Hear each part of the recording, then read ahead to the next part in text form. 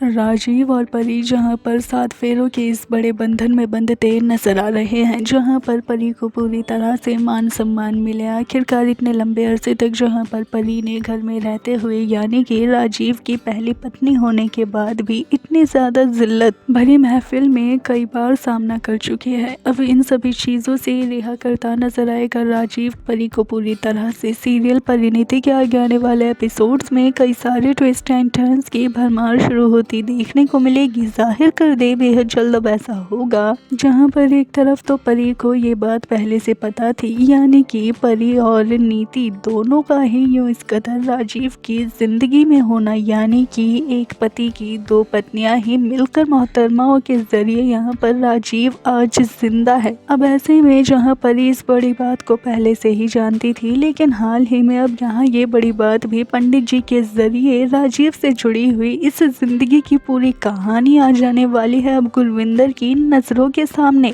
जिसके बाद अब होगा ये कि परी और गुरविंदर जो कि मिलकर अब राजीव के साथ इस शादी को करती नजर आएगी, जहां पर परी को इस शादी के बंधन में बांधने के लिए गुरविंदर के जरिए ही परी के सामने हाथ फैलाकर इस बात की भीख मांगी जाएगी।